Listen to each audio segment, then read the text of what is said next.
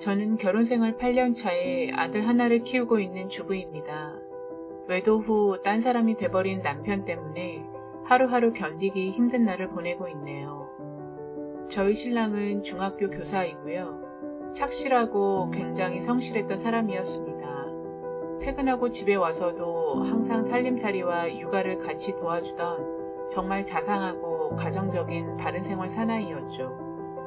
그러던 남편이 한 번은 선생님들과 학교 수업 마치고 회식이 있다고 하더니 새벽 5시인가 다 돼서 기어들었습니다.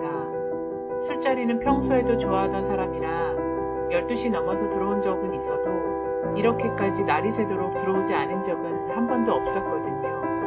근데 그날은 전화를 수업 시에도 받지 않더군요. 그리고 5시쯤 슬그머니 들어와 한숨도 못 잔 제게 미안하단 말 한마디 없길래 도대체 전화는 왜 안 받았냐고 어디서 뭘 하고 이제 들어왔냐고 따지니 술자리가 길어져서 친한 선생님 몇 분과 찜질방에서 자고 왔다고 하더군요. 그럼 전화 한 통을 해줄 수 있지 않아? 라고 물으니 선생님들 계신데 전화를 어떻게 받냐고 당당하게 말하길래 제가 오히려 할 말을 잃었었습니다. 그리고 아이도 옆에서 자고 있던 터라 더 큰 소리를 낼 수 없어서 겨우 참았죠. 그리고 남편이 화장실 간 사이 남편의 핸드폰 통화 목록을 열어보니 같은 핸드폰 번호로 전화통화를 저녁 8시, 밤 10시, 12시, 새벽 4시 이렇게 4번이나 통화를 했더라고요. 그리고 문자 내역은 따로 없어서 그 번호만 제가 몰래 메모를 해두고 꼴도 보기 싫은 신랑이 학교로 출근을 한 뒤 그 번호를 제 핸드폰 번호에 저장을 했습니다. 아마도 문자 내역은 삭제를 한 것 같았습니다. 그리고 그 번호 카톡 친구로 등록을 해서 프로필 사진을 보니 놀랍게도 남편과 같이 학교에서 근무하고 있는 여선생님 얼굴이었습니다.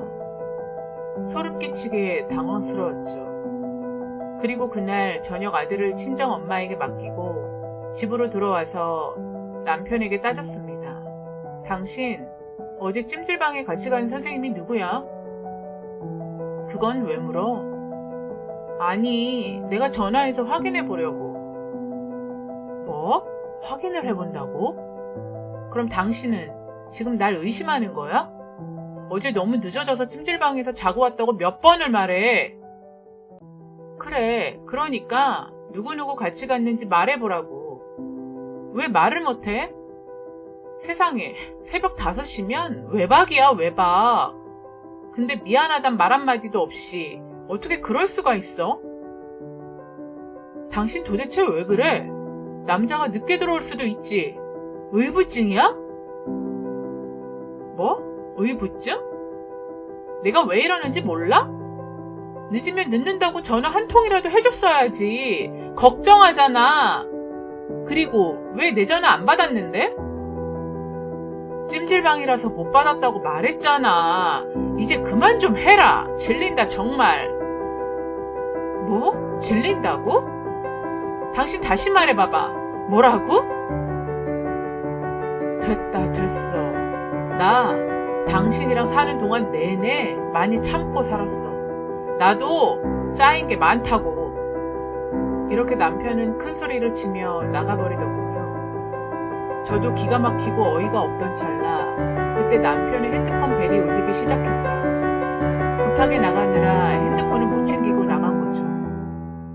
핸드폰을 보니 그 여선생의 번호였습니다.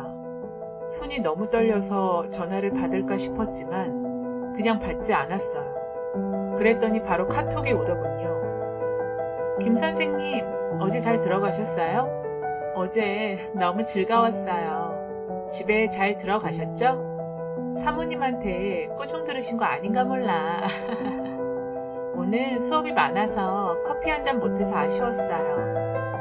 그래서 전화 한번 드려봤어요. 혹시 사모님 같이 계신 거면 따로 연락 안 해주셔도 돼요. 그럼 내일 봐요. 라고 왔더군요. 이렇게 카톡이 온 것도 모른 채 남편은 그렇게 나간 뒤로 집에 들어오지 않았습니다. 저는 그 문자를 캡처한 뒤 제 폰으로 전송을 했고 증거 자료를 만들어야겠다고 생각했습니다. 통화 목록을 보니 이 사람 어제 그 여선생하고 같이 하룻밤을 보내고 새벽 4시쯤 그 여자를 데려다주고 집에 들어왔었던 모양입니다. 손이 부르르 떨리고 이것들이 어제 만나서 뭔 짓을 했던 건지 뭐 찜질방? 이젠 하다 거짓말까지 하고 바람을 펴? 정말 코가 막히고 기가 막혀서 이거 바람난 거 맞죠? 이런 게 외도인 건가요? 이러고도 아니라고 잡아떼다니 어쩜 이렇게 뻔뻔할 수가 있는지. 불과 어제 아침까지만 해도 웃으며 출근했던 남편이 정말 맞나 싶을 정도로 딴 사람이 된 것 같았어요. 결혼 생활 내내 전 행복하다고 생각하며 지내왔는데 남편은 그런 게 아니었나 봅니다. 그리고 여자의 직감이란 게 있잖아요. 미안하단 말 한마디도 없이 본인이 더 화를 내는 것도 웃기고 이 상황을 어떻게 이해를 해야 되는 건지.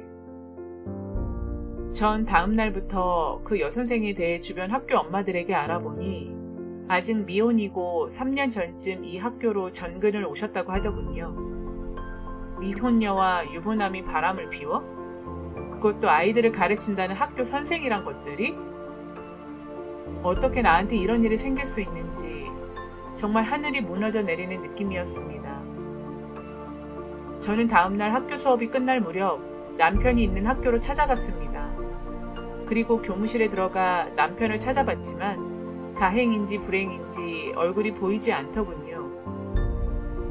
그래서 저는 그 여선생인 최아현 선생님 어디 계시냐고 학부모인데 인사를 드리러 왔다고 하니 앞에 계신 선생님이 학년 연구실에 계신다고 그리로 가보라고 하시더군요. 그렇게 2층에 있는 학년 연구실에 교실 문을 여는 순간 남편과 그 여선생은 함께 창밖을 바라보며 서로 손을 잡고 커피를 마시며 어깨를 기대고 있더군요. 이 뻔뻔스러운 년놈들이 이젠 대놓고 바람을 피우는 걸 제 눈으로 똑똑히 목격한 거였죠.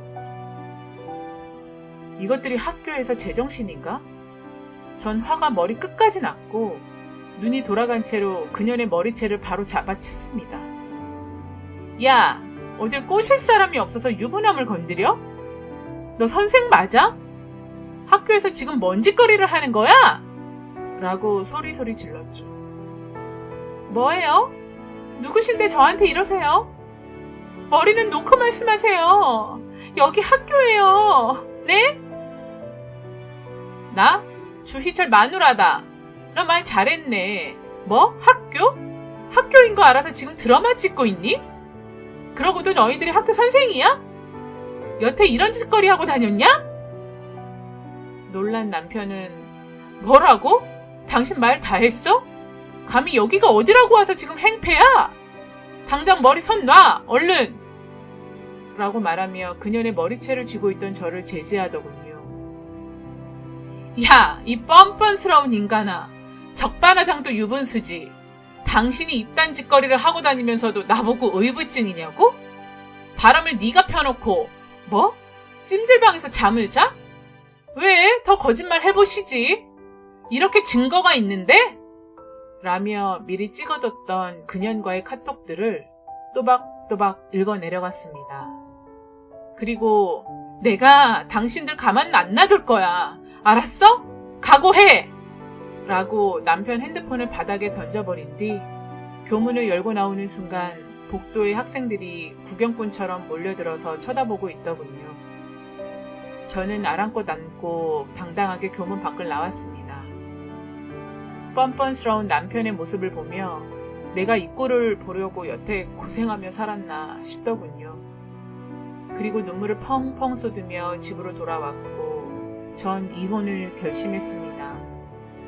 밤 9시쯤 돼서 남편이 들어오더라고요. 저는 남편에게 긴 말 필요 없고 그냥 이혼하자고 했어요. 그러자 남편은 마치 기다렸다는 듯이 할 말을 하더군요.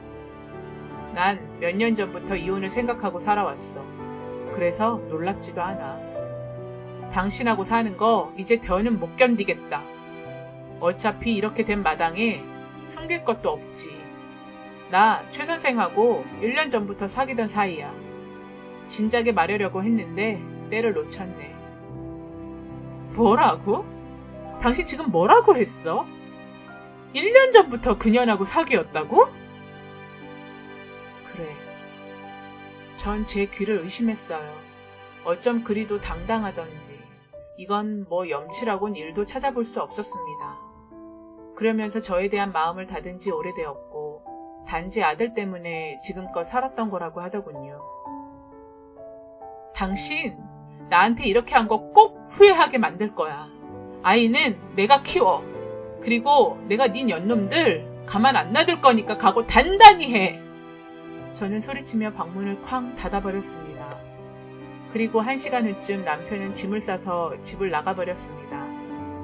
제가 알던 남편이 맞는지 정말 제정신이 아닌 것 같아 보였어요. 귀신에 홀린 것처럼요. 아무리 딴 여자가 좋아도 그렇지 이렇게 한순간에 가정을 내팽개치고 저렇게 변할 수 있는 건지 도저히 감당이 안 되더군요. 저는 다음날 아침 바로 교육청에 찾아가 진정서를 제출했습니다. 사실관계를 정리한 내용과 문자 내용 등 증거 자료까지 첨부해서요. 그로부터 며칠 뒤 그 여선생은 다른 학교로 전근 조치가 되었다더군요. 그리고 남편은 교육청에서 징계위원회가 열렸고 소명할 기회가 있었음에도 불구하고 남편은 한마디 변명하지 않은 채 모든 사실을 인정하고 중징계 처분을 받았습니다. 공무원이 중징계를 받으면 승진이나 이동이 불리해지고 인사기록 카드에도 남게 된다고 하던데 그걸 다 감수하면서까지 그녀를 지켜주고 싶었던 걸까요? 그리고 오히려 제게 와서 그녀과 새로운 출발을 하겠다고 합니다. 그리고 깔끔하게 이혼해달라며 양육권, 친권 모두 제게 넘기고 본인이 갖고 있던 아파트 2채까지 모두 준다고 빨리 정리를 하자고 연락을 해왔습니다. 이렇게 되니 누구 좋으라고 제가 서둘러 이혼을 해줍니까? 아무리 돌아도 그렇지 여자한테 빠지면 이렇게까지 미칠 수가 있는 건가요? 저한테 모든 재산 다 주면서까지 저를 버리고 둘이서 살겠다는 얘기잖아요. 이게 말이 되나요? 이런 썩을 것들. 차라리 바지가랑이를 붙잡고 잘못했다고 매달리기라도 했다면 제 마음이 이렇게까지는 찢어지진 않았을 겁니다.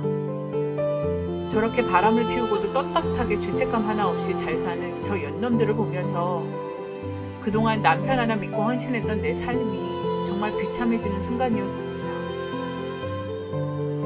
정말 마음 같아선 상간녀로 그 여선생에게 위자료 청구 소송이라도 하고 싶었지만 몸도 마음도 만신창이가 되어버린 제 모습을 울면서 지켜보던 우리 아들을 봐서라도 꿋꿋하게 견뎌내보려고 합니다. 바람을 피고도 당당하게 이혼을 요구하는 이런 쓰레기 같은 인간이 학교에서 학생들을 가르칠 만한 자질이 충분히 있다고 생각되시나요? 여러분, 제게 용기를 주세요. 오늘의 사연은 여기까지입니다. 감사합니다.